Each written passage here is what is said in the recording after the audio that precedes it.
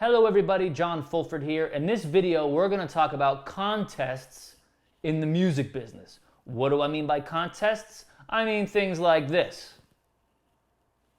And things like this. And maybe things like this. So before I get into it, I want to say that I'm not trying to disrespect or insult anybody that hosts contests. This video is to give insight on why people host these contests and why these contests seem to work pretty well, as opposed to other stratagem or strategies, if you will. The first 2 points are going to be somewhat cynical, but true. And the third point is going to be less cynical. Now, why do companies like to host contests? Because they get access to a bunch of music for free, and they only have to pay or issue prizes based on how many winners there are predetermined in the contest. Meaning, if there's a first prize and a second prize, they only have to pay for two tracks. But they might get 200 tracks submitted. So they get to pick the best two and only pay for those. The word contest sounds a lot better than the word spec. Think about it. The word contest, there's a certain ring to it as opposed to spec. Most people know what a contest is, but do most people know what spec means? Like, what are the details on this spec deal? Like, when do we, like, what is spec? Like, do we get a demo fee? Do we not? No. It's a contest, right? Contest. Companies get access to a wide pool of music to choose from, and they only have to pay based on the amount of winners there are of the contest. What do I think of that? I think it's very smart. Somewhat cynical of me to say it in that tone, but it's pretty smart, okay? Second point, musicians love contests. Why? Because they lose until they win, okay? They could do a track, they send it in, they forget about it, and if they win, it's great. If you approach a musician, and this is based on my experience buying music for decades now, if you approach a musician with an opportunity and say, let's do a track and maybe we could sell it to a library, most times they will flake. But if you present it as a contest, then there's nothing to lose. They've already lost, right? They've already lost.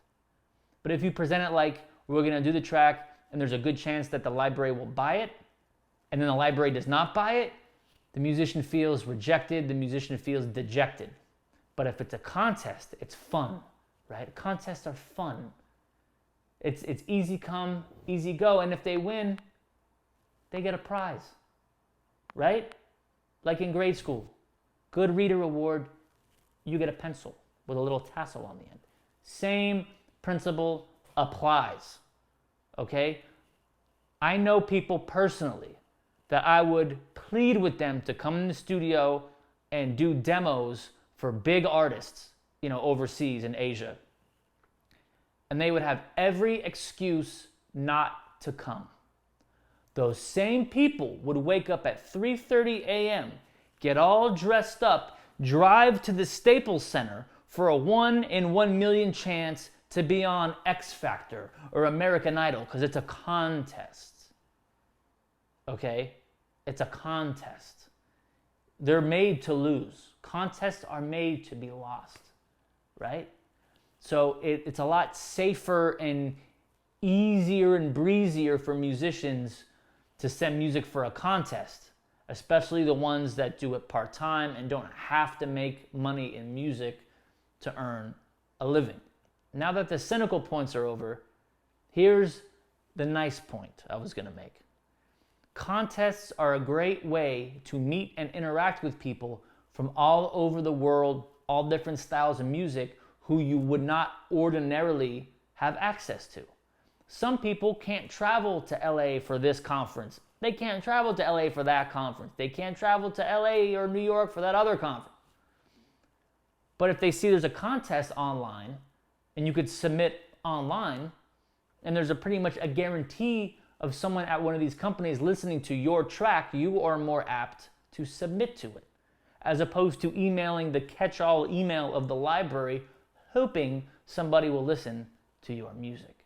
That is why contests work, right? That's why they work, because they're advertised. People from all over the world could see that they have a certain time frame of which to submit music. Someone is pretty much guaranteed to listen to their track, the contest judges.